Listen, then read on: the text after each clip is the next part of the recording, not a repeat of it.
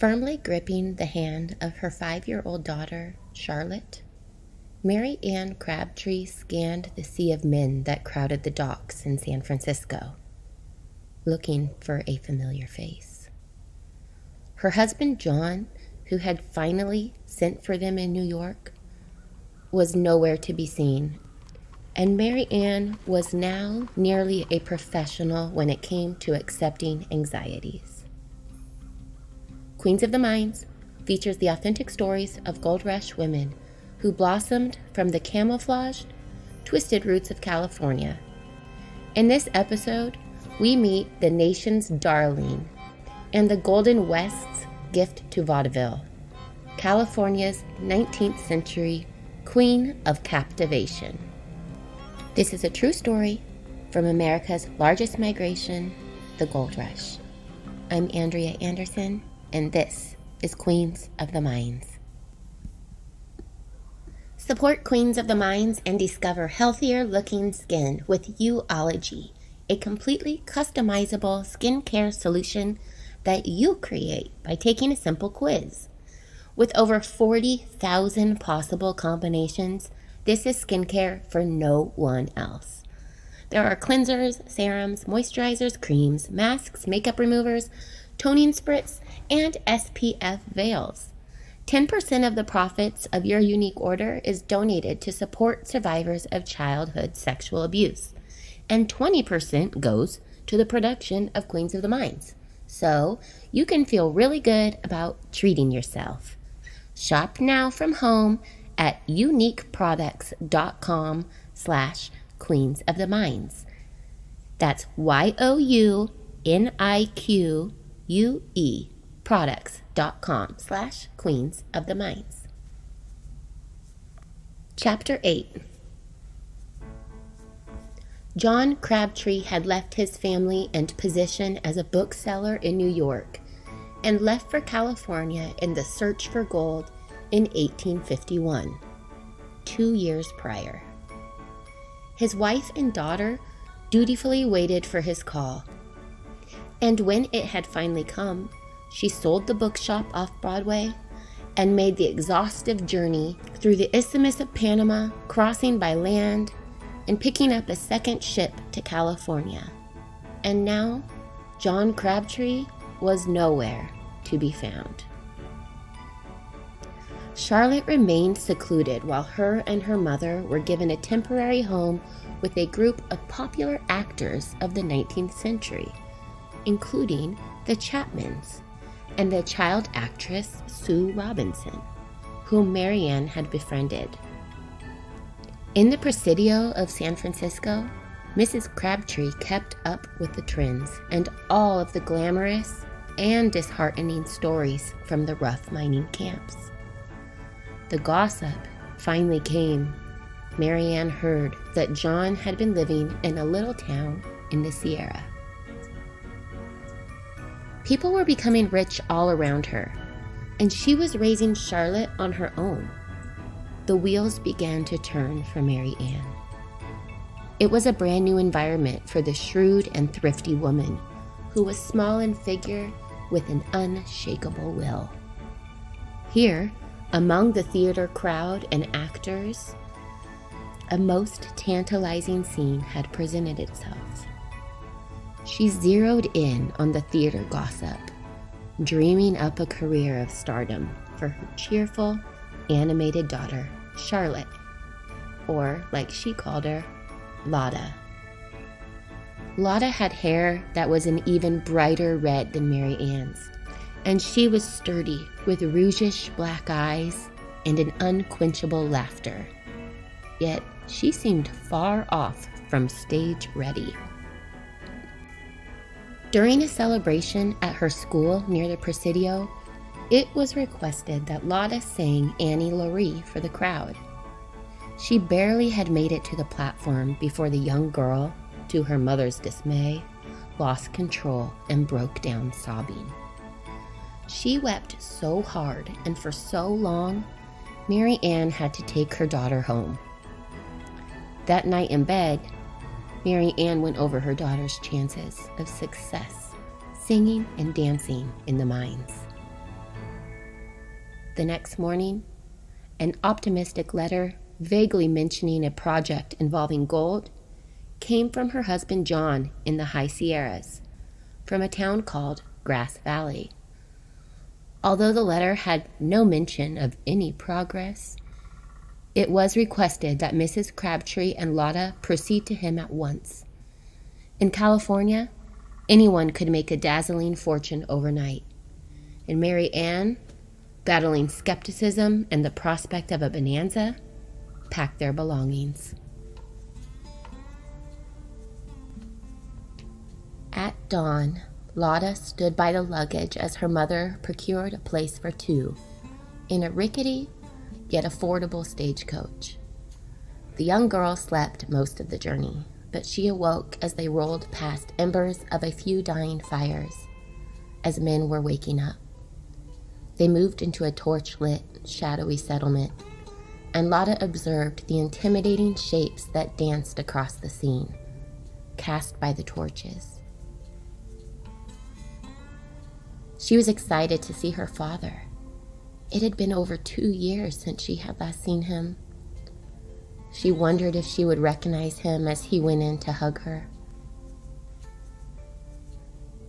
There was no embrace. John patted Lotta's head and took them to a hotel where they all shared a small bed for the night. The next morning, the family took a walk, admiring what the Sierra spring had to offer. Nestled in the rich green slopes and fertile deep gullies, they saw the promise of luck, as towards the valleys melting snow fed the clearest streams they had ever seen. Already, men were attending their claims in an air of conquest, working tirelessly, digging tunnels, sinking shafts, bridging gorges, and piping water in flumes across the foothills. John told his family stories of men literally stumbling upon rich mines, pulling out gold of the earth with a knife, and how he once left a claim just before the big strike. But luck had not been with John Crabtree. And with all of the excitement around them, John Crabtree only offered Mary Ann disappointment. Passing by peddlers with sealing wax, baubles and trinkets, and luxurious fabrics, Lotta approached a cart that held paperbacks and ran her finger down the spine of a Dickens novel. She noticed if a vendor was not prosperous enough to possess mules, they carried their goods strapped into packs worn on their shoulders.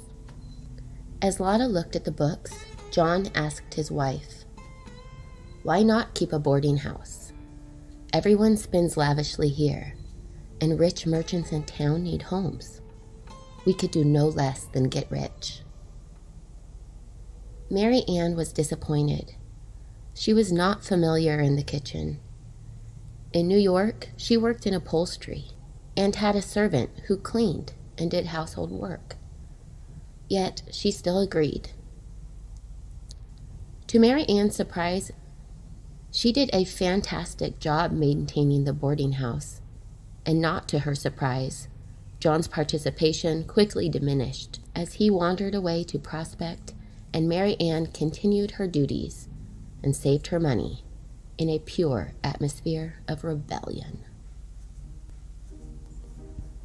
2 doors down from the Crabtrees, that summer in 1853, a famous showgirl moved in. It was not long before the woman had transformed the home into a true salon that was constantly erupting with singing and laughter. Lotta soon attracted the attention of the eccentric woman who had a pet parrot and a monkey. Typically, Mary Ann would always keep her daughter Lotta under her watchful eye. By doing so, Lotta's life had been incredibly innocent. Yet Mary Ann was entirely lenient while Lotta was in the company with this new exotic companion, whose name was Lola Montez. Are you enjoying the podcast? please make sure to rate, review, and subscribe. This podcast is entirely supported by its listeners. If you would like to donate to the continuation of Queens of the Minds, you can through Venmo at Queens of the Minds or on our website, queensoftheminds.com, using the donate button. Okay, back to the story. The unlikely pair of Lola Montez and Lotta Crabtree became fast friends. In the parlor of the Montez home, Lola gave Lotta daily dancing lessons, and it was apparent that Lotta had a better sense of rhythm than Lola. Lotta learned fandangos and intricate ballet steps. Lola taught her the jig reels and the Irish flings from her own childhood. She gave the young child singing lessons, teaching her ballads, and Lotta was allowed to play in Lola's trunk of stage costumes and play Lola's German music box. The young girl fit right in as she mingled with the trolling players, entertainers, and witty theatrical company who visited the star. Lola Montez had recognized genuine talent compared to her force of personality and encouraged Lotta's enthusiasm for performing. They did not stop indoors. Lola also taught Lotta to ride horseback. On one sunny morning, the two went for a ride, Lola on horse and Lotta on a pony. They ended up in the town of Rough and Ready, where huge fortunes were gambled away, recklessly. The street was lined by gaming houses and saloons with bullet-riddled ceilings. Lola and Lotta sauntered into one. Lola stood Lotta on a blacksmith's anvil, and the young child danced for the group of miners that sat at the bar. It was a refreshing change for the men, who considered the small child a hit. Irishmen made up a sizable fraction of the miners, and Lotta's jigs had reminded them of home. They threw a more than generous amount of gold nuggets at Lotta's feet. Lola brought the gold home to Mary Ann and declared Lotta should go with her to Paris.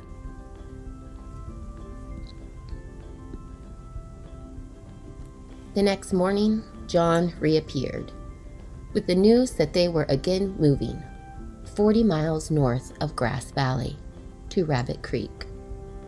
Mary Ann was not happy. Compared to the somewhat civilized, law-abiding Grass Valley, Rabbit Creek was a small but busy and violent camp where murders were as frequent as each pocket of gold was found and exploited.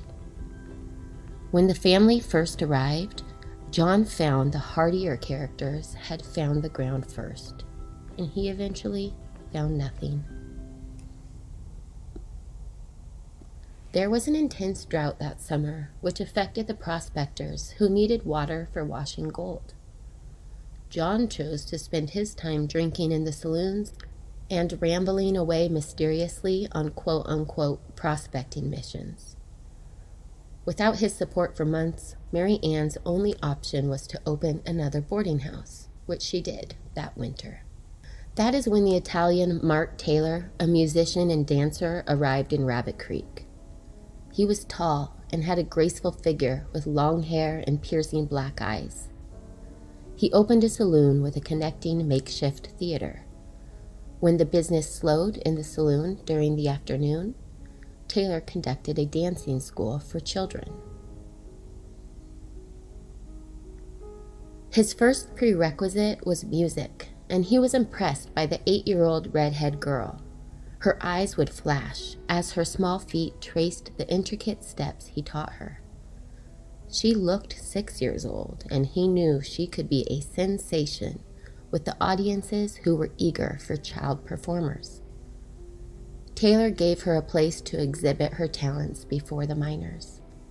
He played the guitar and hired a fiddler, and Mrs. Crabtree played the triangle. Lotta Crabtree had become a nightly attraction, dressed in a green tail coat, knee breeches, tall hat and brogans her mother sewed. Lotta would often get stage fright, and it would show when she shoved her hands in her pockets. So Mary Ann sewed them shut. She danced jig after jig, only pausing to change costumes. At the finale, she would return to a storm of applause to then sing a ballad. Lotta Crabtree would shake the house with emotion. Gold nuggets shone at her feet. She completed the repertoire for the company, and her family now had more money than ever. Naturally, Mrs. Crabtree became her daughter's manager. Few child stars had training, and Lotta was trained by Lola Montez. She would be a gold mine. Once the roads had reopened in the spring, Lola Montez rode over to Rabbit Creek to see her protege. Lola was to go on tour to Australia and wanted to bring little Lotta with her.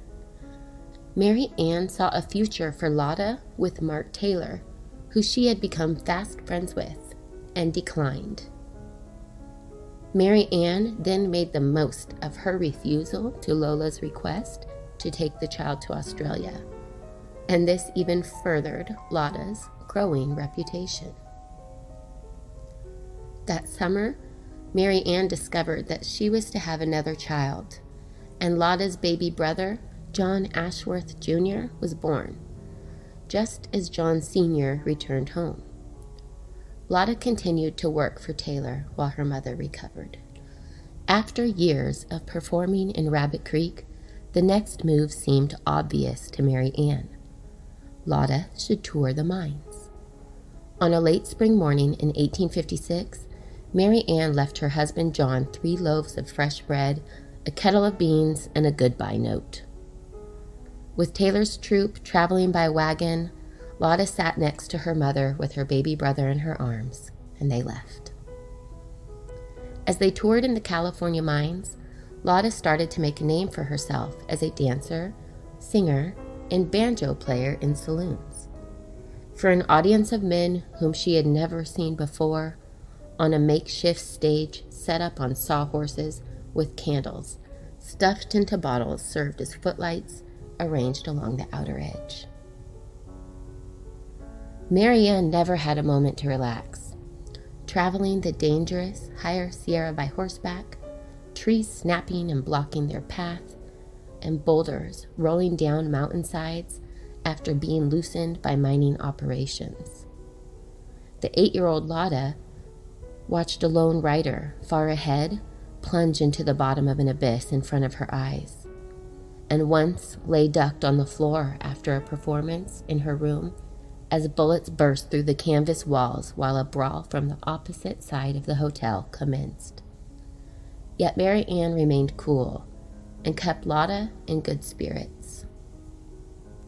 Mary Ann would coax Lotta, telling her funny stories and persuading her for an hour or more, and even when it was time for the stage, Mary Ann always had to give Lotta a little push.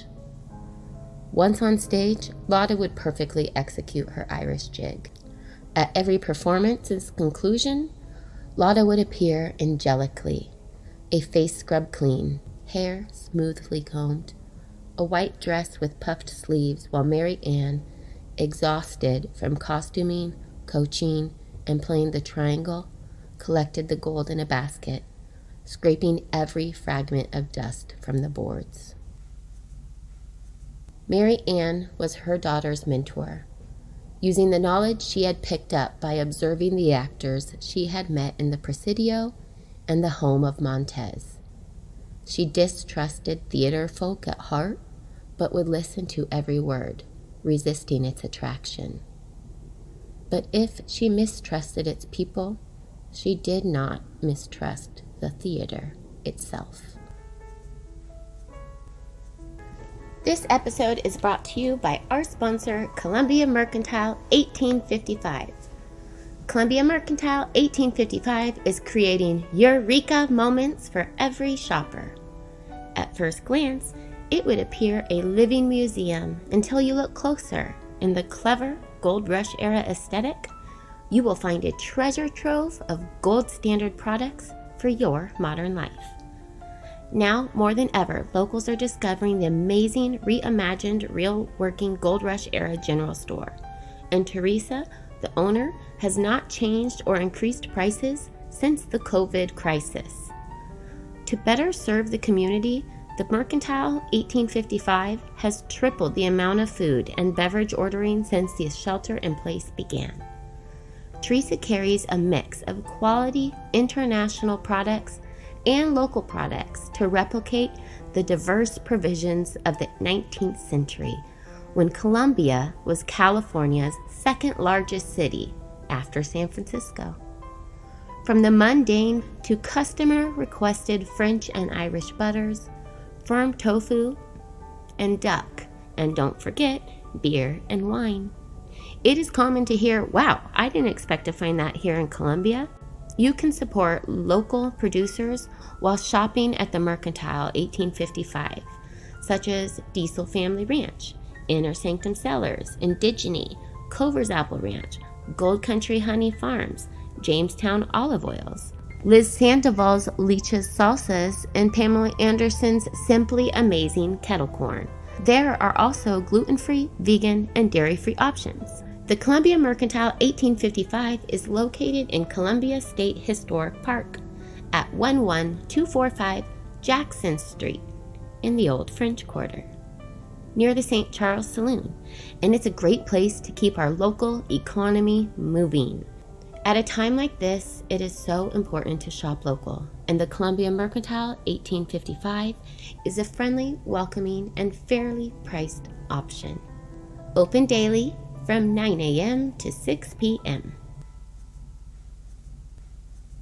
As busy as Mary Ann was, she still found time to become pregnant again, with another younger brother for Lotta.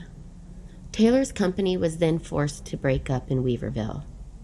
Mark Taylor took Lotta's brother, Ashworth Jr., to San Francisco, and Lotta was sent to stay with the family of James Ryan Talbot, who was a pioneer in Eureka.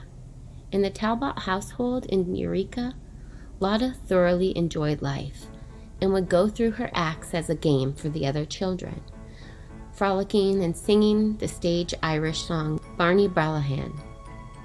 I've a howl in my heart, big enough to roll a cabbage round in. Mary Ann's health had finally permitted her to go to Lotta in Eureka in the spring of 1856, where she gathered her and her belongings. Mary Ann and Lotta and her newest brother, George, then caught a schooner to San Francisco.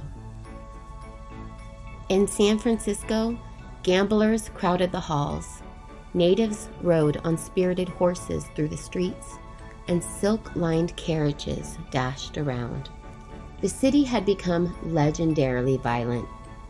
Charles Cora had just been hanged for the murder of the United States Marshal Richardson by the Second Vigilance Committee. Yet the days of lawlessness were not all yet gone.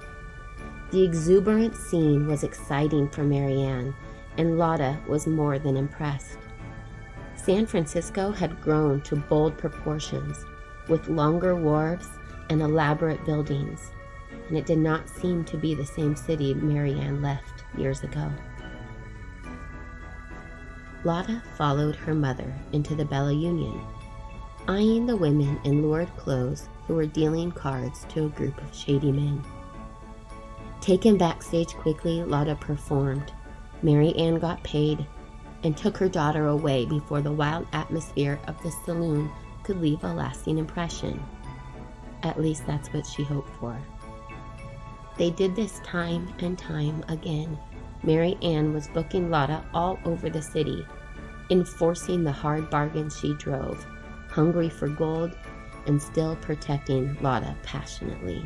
When Lotta appeared in the Dumb Bell, she was to carry a bottle on stage, place it on a table, and exit. There was an older actress who insisted on having the role, but Mrs. Crabtree was sure to not let it happen. Mary Ann instructed Lotta to do an elaborate pantomime that in itself became its own act. and the audience showered the stage with money and roared with laughter, Lotta wasn't going anywhere. She was an instant success with a great audience-drawing power. The family started touring, first traveling by schooner across the bay, up the shallow Petaluma Creek, carrying Lotta's costumes in champagne baskets, and all of Lotta's earnings in gold in a large leather bag. The shrewd Mary Ann did not trust banks, nor paper money. When the bag became too heavy, it was transferred into a steamer trunk. When the steamer trunk became too heavy, she invested the earnings in local real estate, racehorses, and bonds. They made good profits in Sonoma County. Lotta was then in demand in the Sacramento and San Joaquin valleys. She gained a new skill in Placerville when a skilled black breakdown dancer taught Lotta a vigorous and complicated soft shoe. She also began smoking small, thinly rolled black cigars, like her mentor, Lola. It was considered to be not a very ladylike thing to do, yet it became a trademark for Lotta. She often, on stage and off, wore male clothing. The fact that Lotta smoked cigars kept her out of prominent ladies' social groups, and this infuriated Mary Ann. Lotta could also laugh at herself. She once slipped in the street and called out, "Prima donna in the gutter." By 1859, she had become Miss Lotta, the San Francisco favorite, who mastered the suggestive double entendre long before Mae West. She played in Virginia City and the famous Birdcage Theater in Tombstone, Arizona, and then toured the East Coast, acting in plays and theaters, a favorite for her portrayals of children due to her petite size. Her youthful appearance led the New York Times to call her the Eternal Child. With the face of a beautiful doll and the ways of a playful kitten, no one could wriggle more suggestively than Lotta. They also said, in reference to her skills as a dancer, "What punctuation is to literature, legs are to Lotta." By the end of the decade, the Lotta Polka and the Lotta Gallop were quite the rage in the United States. When Lotta sat down to write a letter to a friend in San Francisco in 1865, she wrote, "We started out quite fresh, and so far things have been very prosperous. I am a continual success wherever I go. In some places I create quite a theatrical furor, as they call it. I have played with the biggest houses, but never for so much money, for their prices are double. I'm a star, and that is sufficient, and am making quite a name. But I treat all and everyone with the greatest respect, and that is not what everyone does. And in consequence, I get my reward." In 1869, Lotta purchased a lot on the south side of Turk Street, east of Hyde in San Francisco, paying $7,000, just a portion of her earnings from a recent show. She began touring the nation with her own theatrical company in 1875, hitting the height of her success for another decade. Still a teenager, she was shocking audiences, showing her legs and smoking on stage. Mary Ann was still managing her career, finding locations, organizing troupes, and booking plays for the then highest paid actress in America, who was earning sums of up to $5,000 per week. In September of 1875, she gave the city of San Francisco a gift of appreciation for the people, a fountain modeled after a lighthouse prop from one of her plays at the intersection of Market and Kearny Streets. Politicians, respectable citizens, and even hellions gathered as the city's newest public drinking fountain was dedicated. Lotta had many admirers, including the Grand Duke Alexis of Russia and Brigham Young. She was proposed to many times, but she never married. From newspaper boys, European royalty, to lawyers and well-known actors, Lotta time after time turned them down, saying, "I'm married to the stage." Some said her mother would not allow it, as it would end her ability to be considered forever young, and her career left little time for a social life. But the no say Lotta was only interested in women. It was whispered in the back stages of the theater that Ada Isaacs Menken was Lotta's secret lover. Lotta was a bit of a rebel in her day, advocating for women's rights, dressing like a man, and when wearing skirts, they were a little too short, and she shook them while laughing at society matrons. Lotta had many celebrity friends she was close with, including President Abraham Lincoln and his wife, and the great Harry Houdini, and President Grant, who always made it a point to visit her whenever she was performing in Washington, D.C., and the actor John Barrymore, who referred to Lotta as the Queen of the American Stage. In New Orleans, Lotta had the Lotta Baseball Club, and when she came to visit them, they presented her with a gold medal and a beautiful banjo.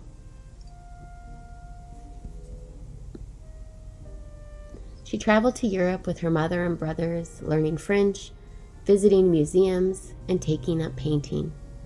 The people of San Francisco missed their very own star while she was away.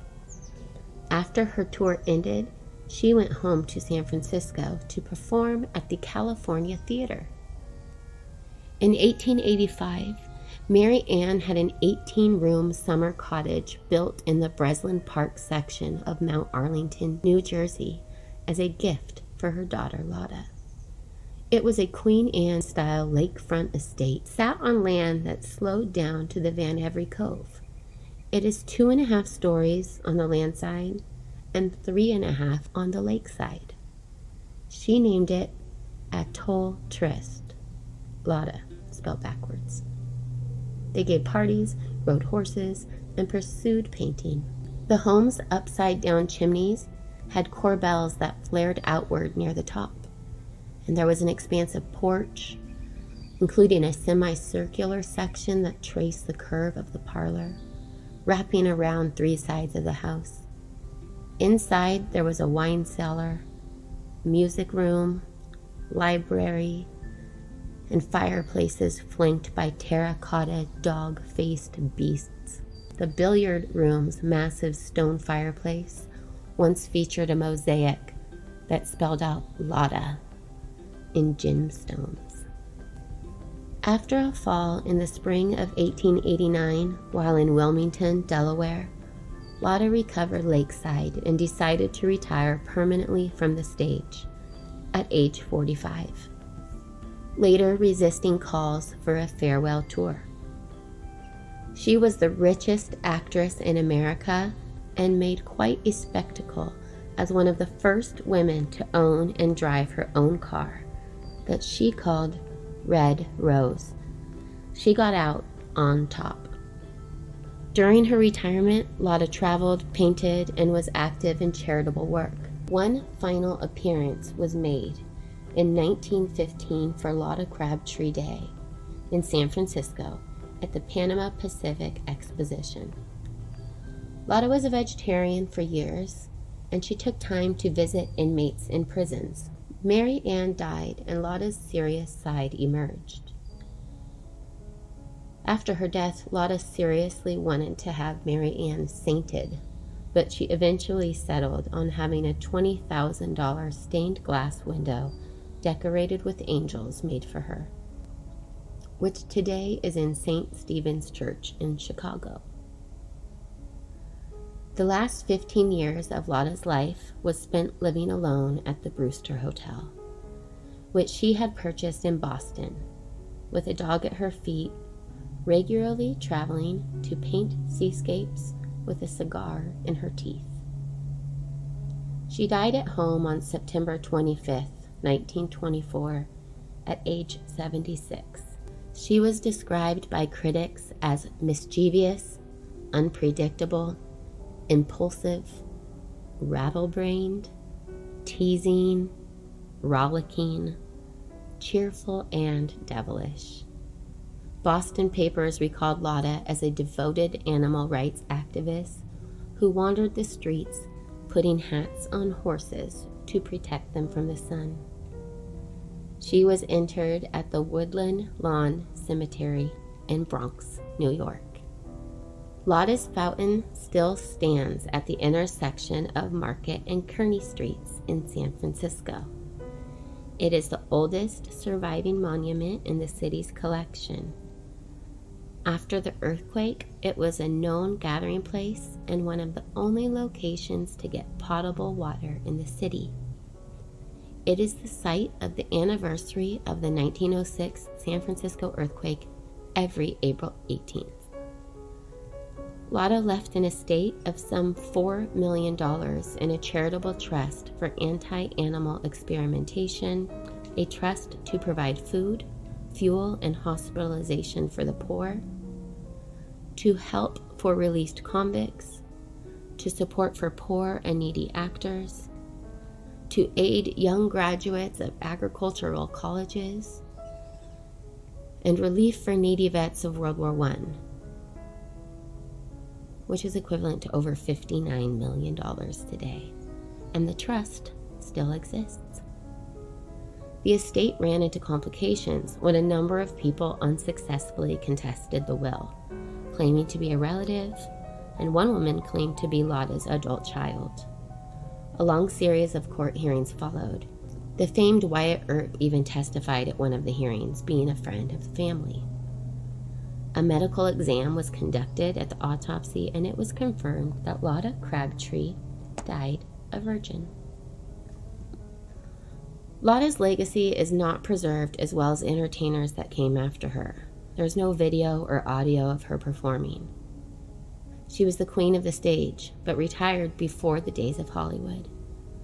Lotta's influence is all around us today, in the domino effects from the money and support she has given to farmers, animals, prisoners, soldiers, and actors.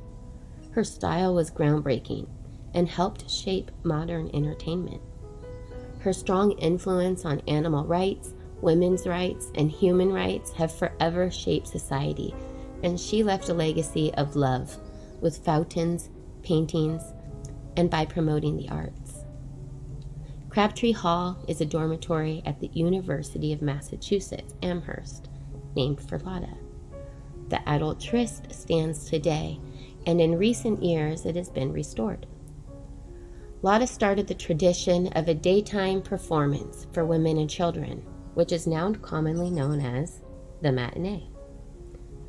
Lotta was against wars, but very supportive of the members of the military in America.